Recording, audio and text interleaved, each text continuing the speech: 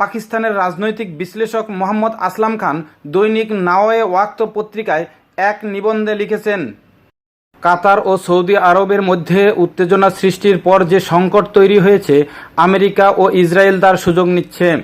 মার্কিন সরকার একদিকে সৌদি আরবের কাছে হাজার হাজার কোটি ডলারের অস্ত্র বিক্রি করে নিজ দেশের অস্ত্র কোম্পানিকে বাঁচিয়ে রেখেছে এবং বহু মানুষের কর্মসংস্থানের ব্যবস্থা করেছে।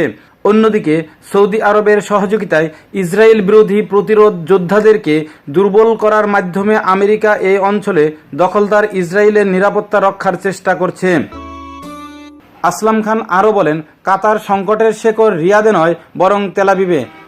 গত কয়েকদিনে ইসরায়েল ও সৌদি আরবের মধ্যে ব্যাপক ঘনিষ্ঠ সম্পর্ক গড়ে ওঠার বিষয়ে নানান খবর প্রকাশিত হয়েছে। এছাড়াও মক্কা মদিনার খাদেম বলে দাবিদার সৌদি আরব কিভাবে দখলদার ইসরায়েলের এত ঘনিষ্ঠ বন্ধু হতে পারে তা নিয়েও তিনি প্রশ্ন তুলেছেন।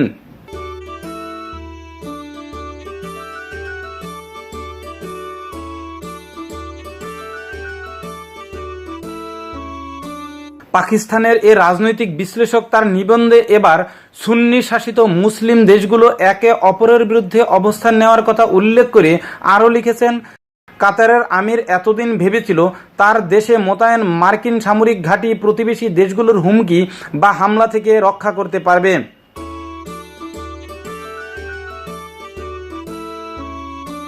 অথচ বর্তমান সংকটকালে মার্কিন প্রেসিডেন্ট ডোনাল্ড ট্রাম্প কাতারকে সমর্থন দেওয়ার পরিবর্তে উল্টো এদেশের বিরুদ্ধে সন্ত্রাসীদের অর্থ দেওয়ার অভিযোগ তুলেছে। কাতারের আমির আরও ভেবেছিল আমেরিকার কাছ থেকে কেনা অস্ত্র প্রয়োজনের সময় তাদেরকে রক্ষা করবে, যদিও শত্রুদের প্রথম টার্গেট হবে এই সব অস্ত্র ধ্বংস করা।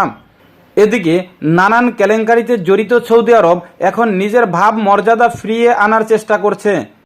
উগ্র ওয়াহাবি মতবাদের কথা বলছে। সম্প্রতি সৌদি আরব ওয়াহাবি মতবাদ ও সন্ত্রাসবাদ শীর্ষক বৈঠকের আয়োজন করে।